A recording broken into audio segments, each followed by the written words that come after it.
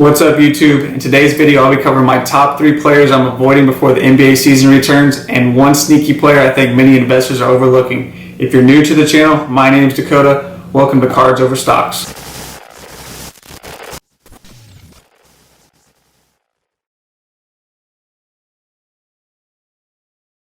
Now before I get started with my list, I do want to say that these are based on my personal opinion after I've done some research, checked the card market, and checked their current prices they're going for. So the first player on my list is Victor Oladipo of the Indiana Pacers. Now unfortunately for Victor, we've only got to see 13 games this year after he returned from his horrible injury he had last year.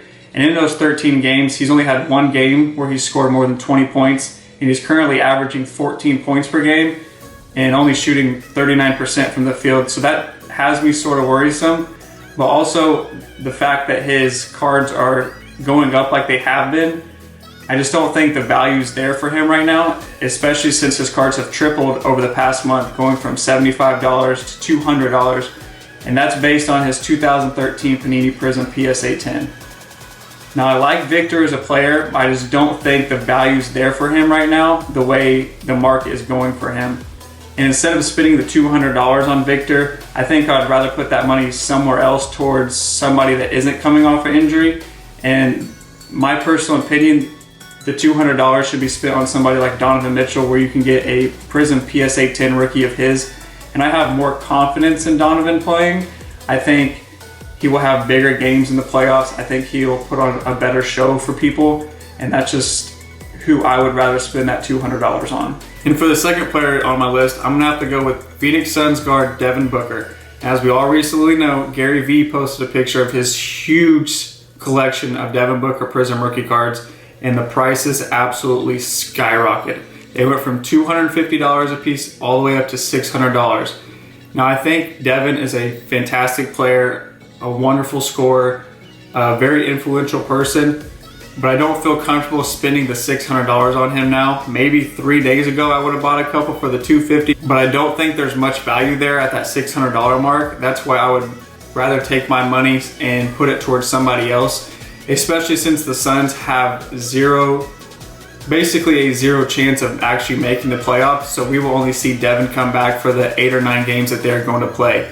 That's why I would rather take my money and buy a Jason Tatum Prism rookie card PSA 10, and those right now are around $500, so you would have $100 left over, or you could go out and try to purchase a Shai Gilgeous-Alexander Silver Prism PSA 10. And with both those teams actually making the playoffs and the Suns having a very little chance of doing so, I think it's a smarter decision to spend that $600 now towards a Tatum or a Shai Gilgeous-Alexander instead of a Devin Booker.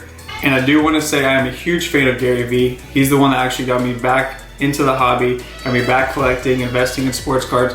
But we definitely see how the Gary Vee effect took on this Devin Booker Prism rookie card. Now the number 1 player on my list is actually one of my favorite players to watch play when he actually does get a chance to play, and that is Michael Porter Jr.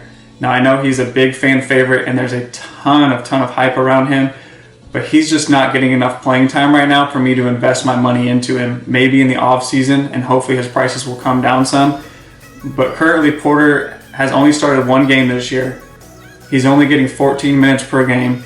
He's averaging 7 points per game, and he's like the 4th or 5th option on the team when it comes to scoring the ball. And I also think that his prices are going up just due to the hype and the fact that he will be in the playoffs. I just don't think he's gonna have enough playing time really, to make a big impact for a reason for his cards to keep going up like they have been.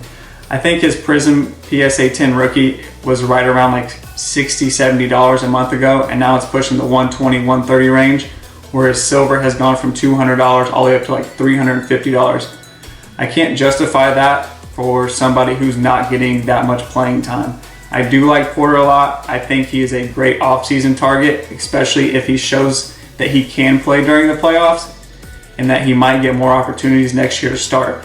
But right now I think there's better options out there to invest in, to spend that money on, instead of somebody that's really not getting that much playing time. And as for me, there is one player that I'm trying to target right now, and that is Paul George of the Los Angeles Clippers. Kawhi Leonard's right-hand man, somebody that has a nickname Playoff P, and nobody's talking about him before the playoffs start.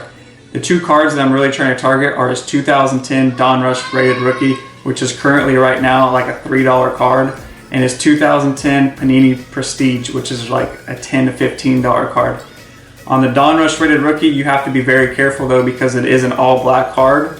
So there is a ton of wear, edges, a ton of issues there. That's why I've been focused on the Panini Prestige personally, because I think they'll be easier to grade if you can get them back in time, that is. And another reason I'm targeting George is obviously he shows up in the playoffs.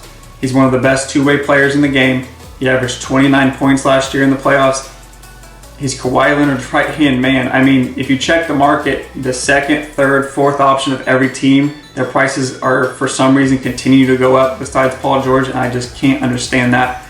That is why he's one of the low-key players that I'm trying to target, because if the Clippers do win a championship, if Paul George wins his first championship, I think there's so much potential and so much profit to be made from his rookie cards. The pop report is very, very low on them. His Donruss rated rookie, there's only 30 PSA 10s out there, and I have yet to find one. That's why most of the cards I have been buying are raw cards. I just think he is a great option right now. I think he's pretty cheap to what could possibly be the price of these cards.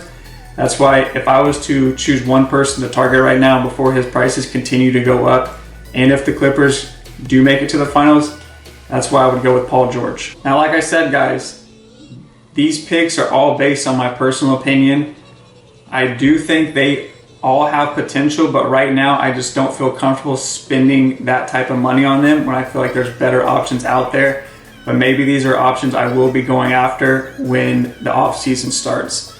But I would like to hear what you guys think about my picks in the comments below. If you guys can, please consider subscribing, give this video a thumbs up, and I'll catch you guys soon.